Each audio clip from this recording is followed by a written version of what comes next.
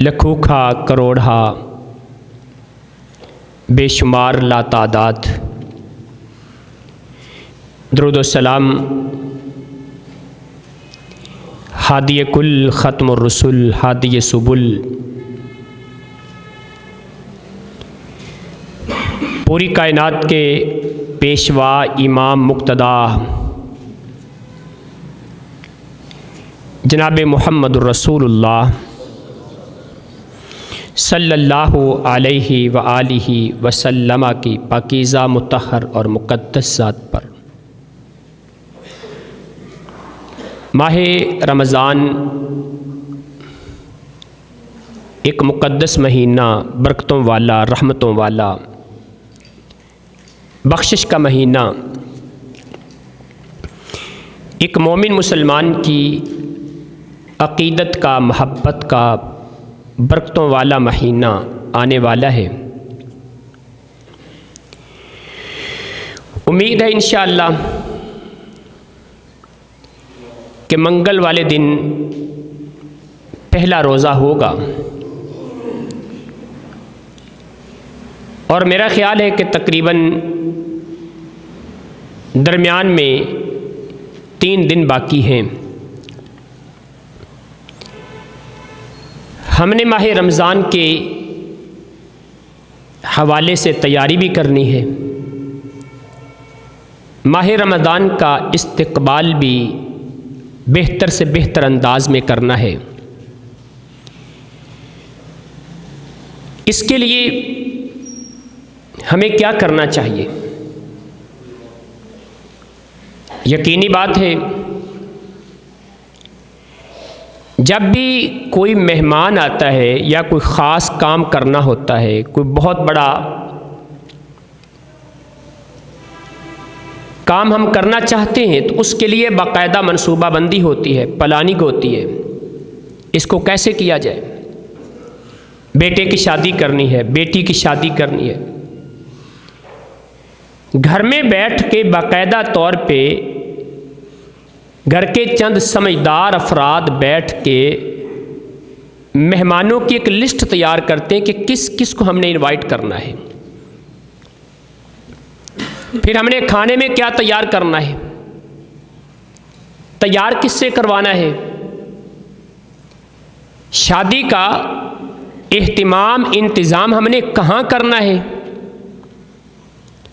اور کون سی چیز ہمیں کہاں سے ملے گی، کون سا لباس خریدنا ہے، کہاں سے خریدنا ہے، اور یہ بھی طے کرتے ہیں کہ کون سا کپڑا کس سے تیار کروانا ہے۔ حتیٰ کہ برتنوں کے سائز، برتنوں کے رنگ، ان کے سٹائل بھی ہم طے کر لیتے ہیں کہ ہمارے برتن کس طرح کے ہونے چاہیے۔ وقت طے کیا جاتا ہے، پوری ایک پلاننگ کی جاتی ہے۔ ماہ رمضان مومن کے لیے ایک سیزن ہے، مومن کے لیے نیکیوں کی ایک بہار ہے، آنے والا ایک مہمان ہے۔ اس کے لیے بھی تیاری کی ضرورت ہے۔ سب سے پہلا جو کرنے والا کام ہے وہ یہ ہے کہ ابھی جو چند دن باقی ہے نا، اگر میرے کسی بھائی کے سابقہ رمضان میں، پہلے ماہ رمضان میں کچھ روزے رہ گئے تھے نا، وہ ان دنوں کے اندر جتنے پورے ہو سکتے ہیں وہ کریں۔ میری بیٹیوں کے، بہنوں کے کچھ روزے رہ جاتے ہیں، ظاہری بات ہے 4 دن ہے، 3 دن ہے، لیکن چلو اگر پہلے نہیں ہو سکے تو آپ ان کو مکمل کریں، جتنے ہو سکتے وہ تو کریں، جو باقی رہ جائیں گے وہ ماہ رمضان کے بعد ان کی قضا دے لینا۔ دوسرا یہ کام کرنا ہے کہ آج سے ارادہ کر لیں، پکا عزم کر لیں کہ ہم نے پورے ماہ رمضان کے روزے رکھنے ہیں، لیکن نیت خالص ہو، خلوص نیت کے ساتھ۔ ارادہ، عزم پکا ہے، اور روزے رکھنے کس کے لیے ہیں؟ روزے رکھنے صرف اپنے خالق و مالک کو، اپنے اللہ کو راضی کرنے کے لیے۔ اسلاف کہا کرتے تھے تعلم النیت قبل العمل، عمل کرنے سے پہلے، نیکی کرنے سے پہلے نیت سیکھو کہ تمہاری نیت خالص کیسے ہوگی۔ اور پیغمبر کائنات محمد الرسول اللہ صلی اللہ علیہ وسلم کو کائنات کے خالق و مالک نے حکم دے کے کہا، قُلْ إِنِّي أُمِرْتُ أَنْ أَعْبُدَ اللَّهَ مُخْلِصًا لَهُ دِينِي۔ کائنات کے خالق و مالک نے مجھے حکم دیا ہے کہ اپنے دین کو، اپنی عبادت کو اپنے اللہ کے لیے خالص کر لو۔ اور معاذ بن جبل رضی اللہ تعالیٰ عنہ بیان کرتے ہیں، اخلص الدین یکفیک القلیل من العمل، اپنی نیت خالص تم کر لو، عمل تھوڑا بھی ہوگا کائنات کا خالق و مالک تھوڑے عمل میں برکت ڈال کے تمہیں جنت کا حقدار بنا دے گا۔ تھوڑا عمل ہے نا، ایک صحابی ایک کھجور لے کے آیا ہے، ایک کھجور، اس ایک کھجور سے کیا ہو سکتا ہے؟ لیکن کائنات کے رب کو اتنی پیاری لگی، اللہ کے پیغمبر فرماتے ہیں اللہ ایک کھجور کو بھی اتنا بڑھا دیتا ہے کہ احد پہاڑ سے بھی زیادہ ہو جاتی ہے۔ نیت خالص ہے۔ نبی رحمت علیہ السلام نے اعلان کر دیا، غزوہ تبوک کا موقع ہے، لوگوں مال لے کے آؤ، جہاد کی جنگ کی تیاری کرنی ہے۔ صحابہ کرام اپنا اپنا مال پیش کر رہے ہیں۔ ایک صحابی کو پتہ چلا، گھر گیا، دیکھا گھر کا سارا خزانہ ہی خالی، گھر میں تو کچھ نہیں ہے۔ اپنا کپڑا پکڑا، بازار چلا گیا، سارا دن مزدوری کی تھی، سارا دن مزدوری کی، مزدوری کر کے شام کو ایک ٹوپا، ایک سا، تقریباً 2.5 کلو کھجوریں ملیں، آدھی گھر میں بچوں کو کھانے کے لیے دے دی، آدھی پیغمبر کائنات محمد الرسول اللہ کی خدمت میں لے کے آ گئے۔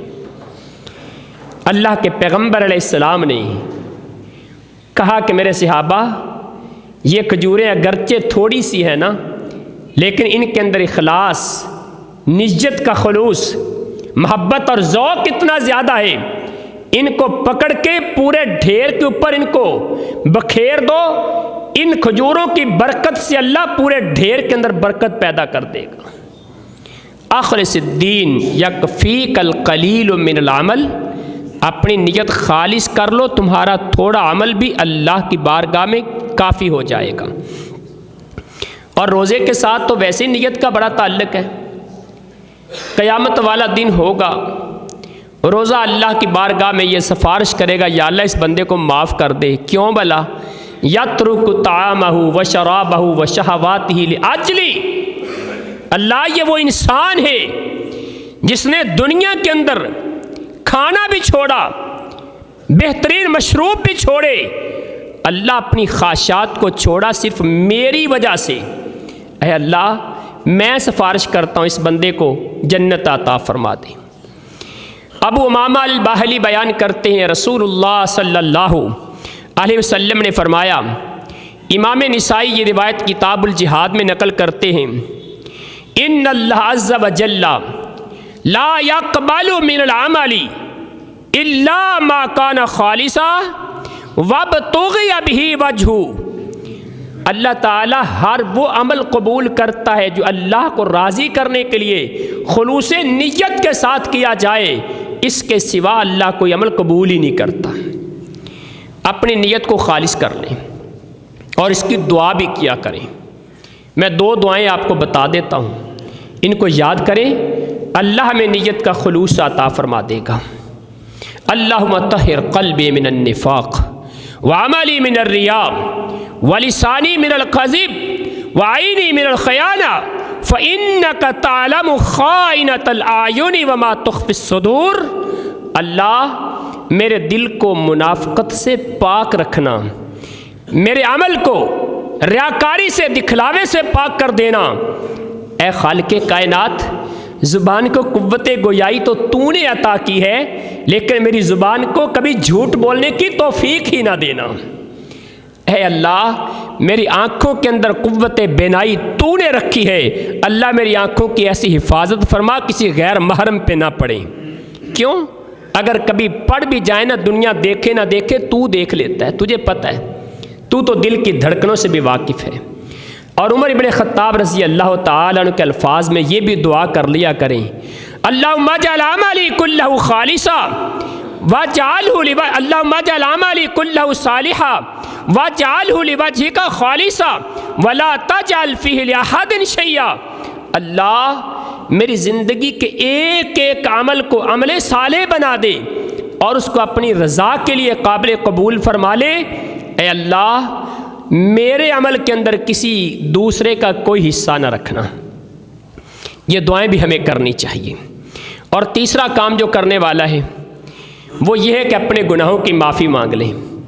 भाई देखें ना, सीज़न आता है, सीज़न जब आता है ना, अच्छा व्यापारी, अच्छा ट्रेडर, बेहतरीन ताजर वो अपने गोदाम खाली करता है, गोदामों की सफाई करता है, झाड़ झंकार वहाँ पे जो कुछ कचरा पड़ा होता है उसको निकाल के बाहर फेंकता है, उसको मुरत्तब करता है।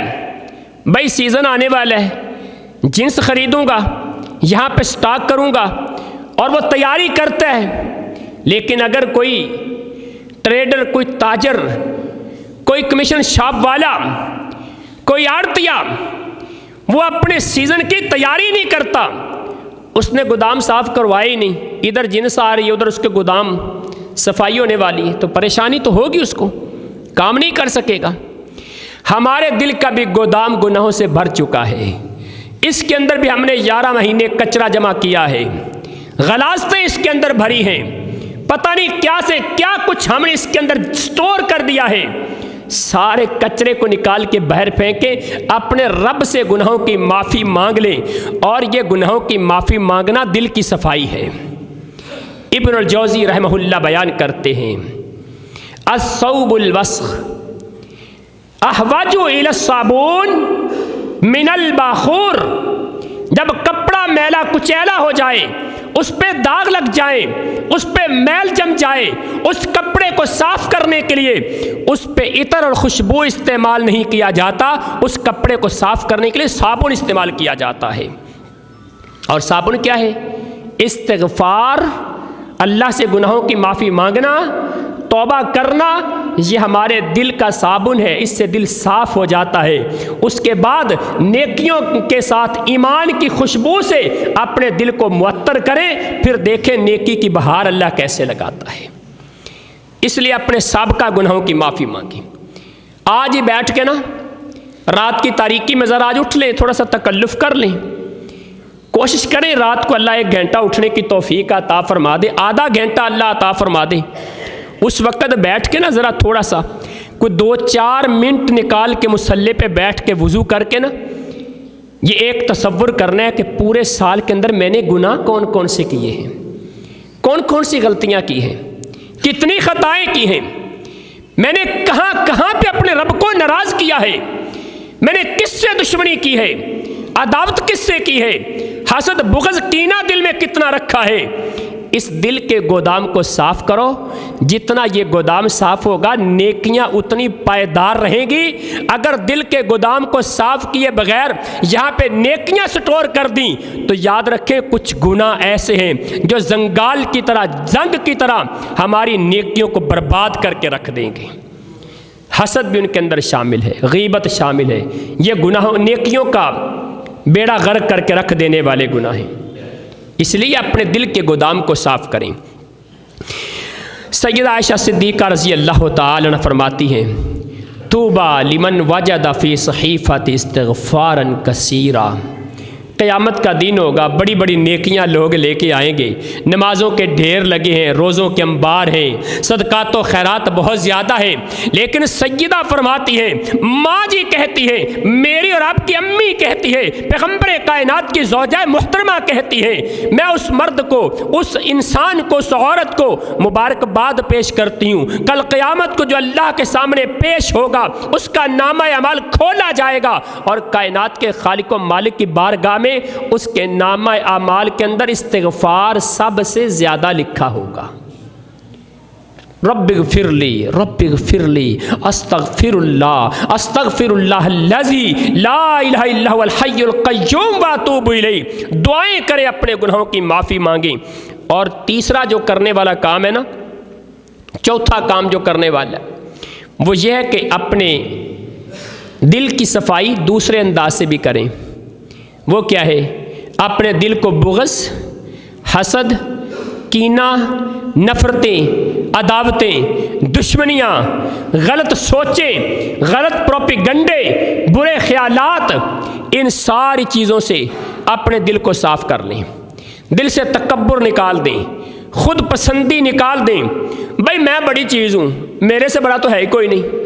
پیغمبر کائنات علیہ السلام کی سنن بہقی کی روایت ہے، آپ فرماتے ہیں ثلاث منجیات و ثلاث مہلکات، تین چیزیں نجات دینے والی، تین چیزیں ہلاک کرنے والی تین چیزوں میں فہون متبعن و شح مطاعن و اعجاب المرء بنفسہ، خود پسندی۔ اللہ کے رسول فرماتے ہیں اپنے آپ کی ہر بات کو پسند کرنا کہ میں جو کرتا ہوں اچھا کرتا ہوں، میرے سے بہتر کوئی نہیں کر سکتا، خطبہ میں بہترین دیتا ہوں، میرے سے اچھا کوئی نہیں دے سکتا، کام میں اچھا کرتا ہوں، میرے سے زیادہ کوئی نہیں، علم میرے پاس زیادہ ہے، میرے سے زیادہ کسی کے پاس کوئی نہیں، عقل میرے پاس زیادہ ہے، میرے سے زیادہ کسی کے پاس عقل نہیں۔ یہ خود پسندی ہے۔ اللہ کے رسول فرماتے ہیں ہیا اشدہن، پوری دنیا میں انسان کو ہلاک کرنے والی، برباد کرنے والی جتنی چیزیں نا، ان میں سب سے خطرناک چیز خود پسندی ہے۔ دل سے نکالو اس بات کو۔ دل کے اندر بخل ہے، کنجوسی بھری ہوئی ہے، بخیلی سے بھرا ہوا دل ہے، اس کو صاف کرو۔ اپنے دل کو دنیا کی محبت سے صاف کرو۔ بھائی دنیا کی محبت کا مطلب ہم غلط لے لیتے ہیں۔ دنیا کمانا، کاروبار کرنا، دکان چلانا، فیکٹری بنانا، ملازمت کرنا، زندگی کی سہولتیں، زندگی کی آسائشیں اختیار کرنا، اچھی گاڑی پہ سفر کرنا، اچھے گھر میں رہنا، یہ دنیا کی محبت نہیں۔ دنیا کی محبت وہ ہوتی ہے جب آپ دنیا کی خاطر اللہ کے قرآن کو اور محمد رسول اللہ کے فرمان کو چھوڑ دو اور دنیا اختیار کر لو، اس کو دنیا کی محبت کہا جاتا ہے۔ دنیا کمانا دنیا کی محبت نہیں۔ دنیا اگر آپ کتاب و سنت کی روشنی میں حلال طریقے سے کماتے ہیں، اربوں روپے اکٹھے کر لیں، وہ دنیا کی محبت نہیں کہلائے گی۔ دنیا کی محبت تب ہوگی جب حرام بھی کمائیں، حلال بھی کمائیں اور اس کو اللہ کے راستے میں خرچ کرنے کی توفیق سے محروم ہو جائیں۔ یہ دنیا کی محبت ہے۔ اپنے دل سے نکال دے دنیا کی محبت۔ وہ دنیا دینے والا اتنی کمال کی دنیا دینے والا ہے۔ مجھے یاد آیا سالم بن عبداللہ بن عمر رضی اللہ رحمۃ اللہ علیہ، آپ نے واقعہ پہلے سنا ہے لیکن یاد دہانی ہو جاتی ہے۔ وقت کا حکمران عبد الملک بن مروان بیت اللہ کا طواف کرتا ہے، نظر پڑی بیت اللہ کی دیوار کے ساتھ ایک نورانی چہرے والی شخصیت بیٹھی ہوئی ہے۔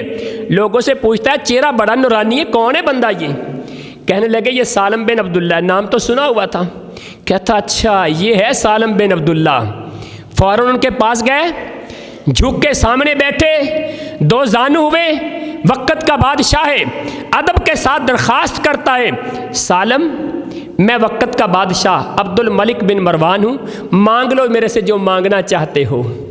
جناب سالم کہتے ہیں رب کے گھر میں بیٹھ کے رب کے بندے سے مانگوں مجھے شرم آتی ہے۔ کہا اچھا چلو ٹھیک ہے۔ طواف اپنا مکمل کیا، نظر رکھی کہ سالم یہاں سے اٹھے گا کب۔ جناب سالم رحمۃ اللہ علیہ اٹھے، باہر جانے لگے، پیچھے چل پڑا، بیت اللہ سے باہر نکلے نا تو جا کے سامنے رستہ روکا اور کہتا آن خراجتا، اب تو بیت اللہ سے نکل آئے ہو نا، رب کے گھر سے باہر آ گئے ہو، اب بھی سوال کر لو، سل ماشیتا، مانگو جو مانگتے ہو میں تمہیں دوں گا۔ سالم کہنے لگے اتقضی من حوائج الدنیا ام من حوائج الآخرہ، میری دنیا کی کوئی ضرورت پوری کرو گے یا قیامت والے دن کی کوئی ضرورت پوری کرو گے؟ عبد الملک وقت کا بادشاہ کہتا ہے دنیا کی کوئی چیز مانگ لو، قیامت کے دن کی چیزیں تو میرے اختیار میں نہیں ہیں، قربان جائیں۔ جناب سالم نے جواب دیا اللہ ہمارے دلوں پہ اس کو لکھ دے، سمجھ آ جائے اس بات کو سمجھنے کی، اللہ میں توفیق عطا فرما دے۔ جناب سالم کہتے ہیں اللہ کے بندے میں نے دنیا تو آج تک کبھی اس سے بھی نہیں مانگی جو پوری دنیا کا مالک ہے، تیرے سے کیوں مانگوں گا؟ لیکن دنیا کی محبت دل سے نکالیں، یہ دل کی صفائی اس انداز سے بھی کریں۔ اللہ اکبر۔ عبداللہ ابن مسعود رضی اللہ تعالی عنہ ان سے کسی نے سوال کر لیا کیف کنتم تستقبلون رمضان، تم ماہ رمضان کا استقبال کیسے کرتے تھے؟ سوال کیا، پوچھا ماہ رمضان آنے والا ہے، اللہ کے پیغمبر کے صحابی ہو، صحابہ کا کردار، صحابہ کا طریقہ، منہج نبوی ہمیں یہ بتاؤ کہ تم رمضان کا استقبال کیسے کرتے تھے؟ جناب عبداللہ ابن مسعود فرماتے ہیں ہم ماہ رمضان کا استقبال کرتے تھے، کسی ایک صحابی کے دل میں دوسرے صحابی کے بارے میں کبھی حسد اور کینہ نہیں ہوتا تھا۔ اگر تھوڑی بہت کوئی نفرت پیدا ہو بھی گئی نا تو ماہ رمضان کے آنے سے پہلے اس کو نکال کے ختم کر دیتے تھے۔ کیوں؟ ماہ رمضان آنے والا ہے۔ بھئی ہمارے بھی دل بھرے پڑے ہیں، بغض ہے، حسد ہے، کینہ ہے، عداوت ہے، دشمنی ہے، تکبر ہے، خود پسندی ہے، دنیا کی محبت ہے، بخیلی، کنجوسی ہے، ہمارے دلوں میں پتہ نہیں کون کون سا کچرا بھرا پڑا ہے۔ اس سارے کو صاف کریں اور دل صاف ہو جائے، رب کا مہمان مہینہ آنے والا ہے، ہم اس کی اچھے سے خدمت کر سکیں۔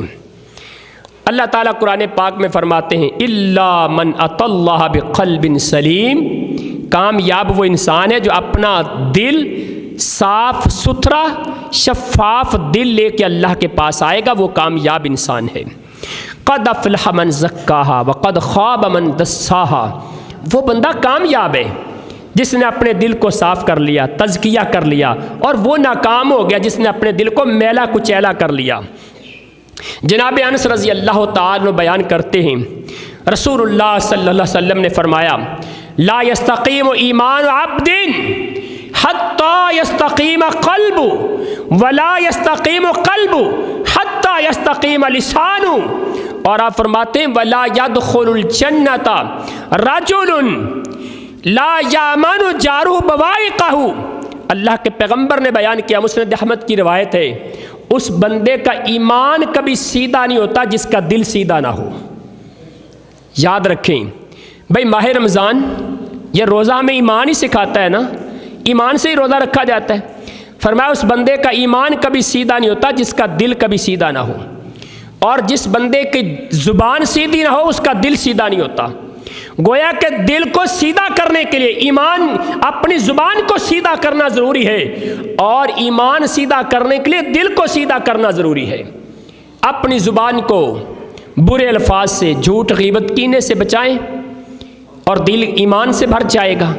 جب دل کے اندر ایمان آئے گا پھر انسان کو اللہ تعالیٰ نیکیوں کی خوشبو بھی عطا فرمائے گا، ایمان کی حلاوت ملے گی۔ اللہ اکبر۔ جن لوگوں نے اپنے دل صاف کر لیے اللہ نے بڑا مقام عطا فرمایا۔ جناب سعد بن معاذ رضی اللہ تعالیٰ عنہ 6 سال اسلام کے اندر رہے، وفات ہو گئی۔